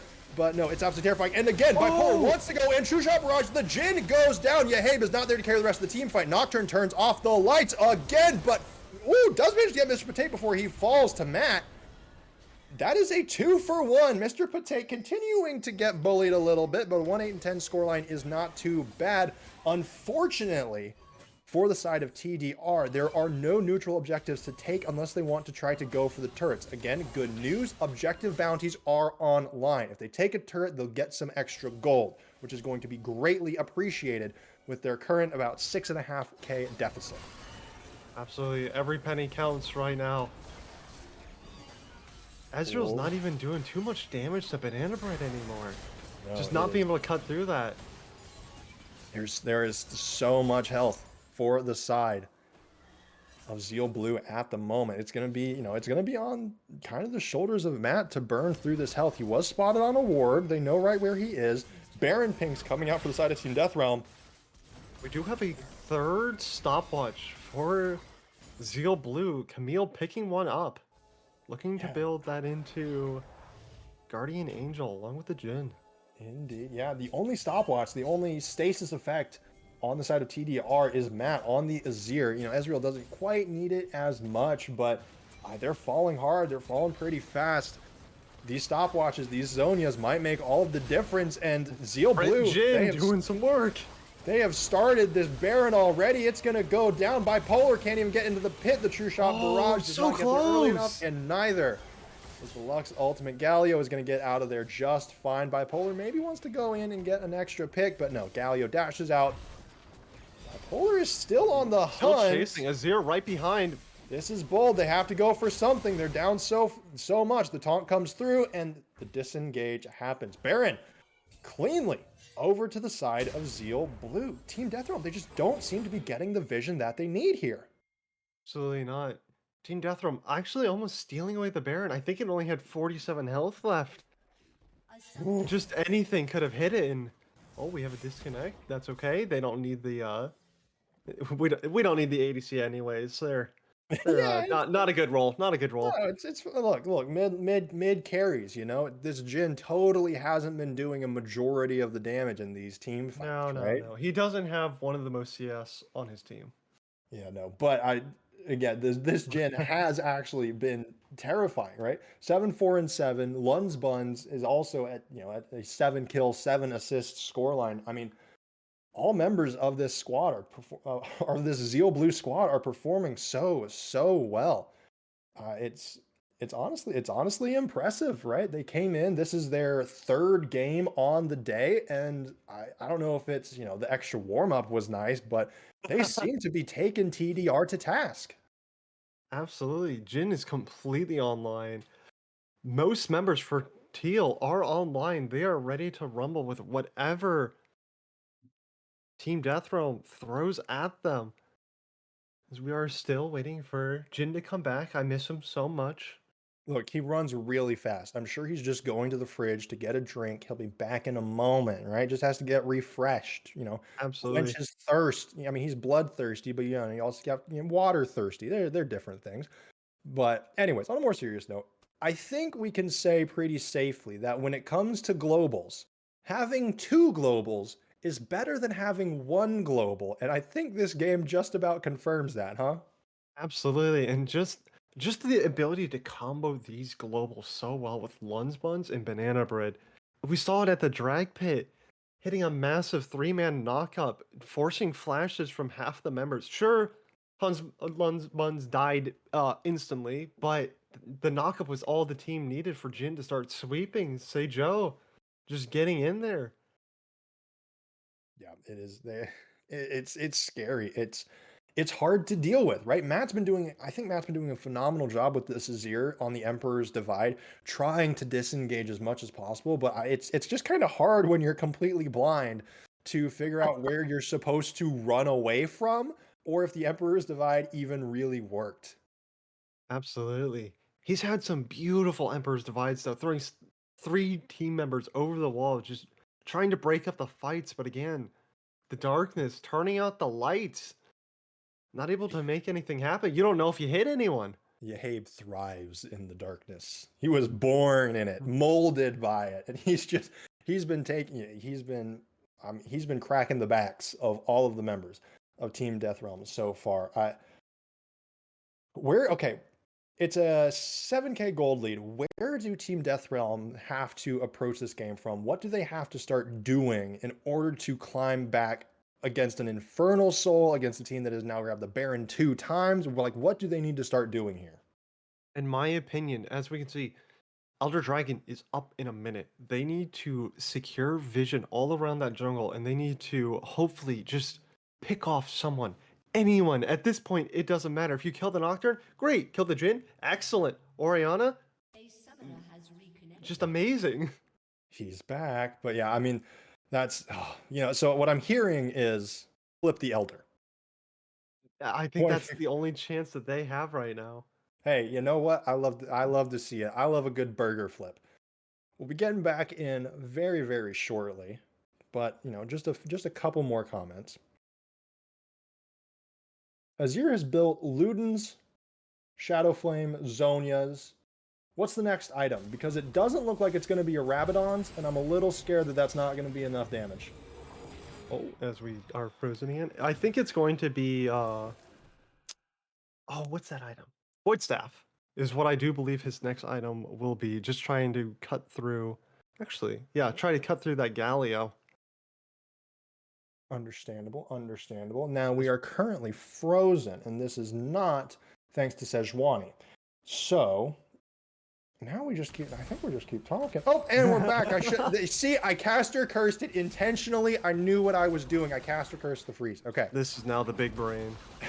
Exactly. Exactly. But we are back. And again, so Baron buff is still on. Got That's a where little I'm while for that. setting up for this vision. Real shallow stuff. Actually, no, my bad. They do have some deep wards in there. Seeing this Nocturne approaching, seeing the Jhin. This is exactly what you wanted as well. Oh, are we all gonna stack in the bush? That is very dangerous against this comp that that Zeal Blue have. But oh man, it's gonna be interesting if TDR go into the pit. The problem is then they're in the pit with all of these ultimates from Zeal Blue that can just come out of nowhere. I think they're a little scared of that, but they managed to catch out this Galio. Is that going to be enough? Can they? One taunt comes through. Jhin Q. The lights turn off. The darkness has come. The Galio goes down. Do we have anything else? The Emperor's Divide comes through, provides some defense, but the rest, the Camille is in the backline. Camille is going ham. The Guardian, you called out the one stopwatch on the Azir, but it is not nearly enough. Ezreal wants to try to survive, and Zeal Blue right out of the pause with the Baron buff. Ace the side of Team Death Realm, and hey, this looks like a death march. Absolutely, this is just game right here. Yeah, you're trying to pad his stats a little bit, you know. You want get that turret damage, get those damage numbers up. There goes the ultimate. There goes his own stopwatch. And Zeal Blue win their third game on the day. A phenomenal performance from them, and they will continue on in the tournament. Absolutely beautiful game by Zeal Blue. It was a bit coin flippy at times, but they did manage to come ahead, just scoring so many team fight wins in their pocket. Yeah, and I mean, like a hell of a comeback, right? They went down pretty hard in the early game, as far as I remember. And after about that 15, 16 minute mark, they were able to just claw their way back in. Once Camille got the better of Shen in the top lane, I feel like that was kind of it. And whew, Absolutely. Look at the damage numbers. Oh my gosh, Ezreal did so much, put so much work in. Still not quite enough, but phenomenal performance from both teams. A very exciting game through and through. We did get, hey, we got the Elder flip. It's just the Elder wasn't quite that important to the fight. It wasn't exactly it was a star, but it was kind of, he was there, you know. He was. Now, I don't know about you, but on my personal bracket, I had Death Realm surpassing Zeal Blue, right? Zeal Blue, the though, underdogs. You're not giving them the credit they deserve. I wasn't. I was not a Zeal Blue believer, but they have now taken down Collective Effort. They have taken down Death Realm, and that means they are now in the semifinals. Right? They're in the semifinals of the CCS Season 1 Lock In Tournament. They are on a march. They want this win bad. And hey, you know, Zeal White, their sister team, I don't know if they're still in the tournament, but with Zeal Blue going this far forward, there might be a chance we get both Zeal teams in the finals if things play out properly. Here's the hope. And by the way, I would like to say thank you for the channel point, Zeal Blue. Indeed, indeed. But that being said, thank you all so much for watching. Congratulations to Zeal Blue on winning that game.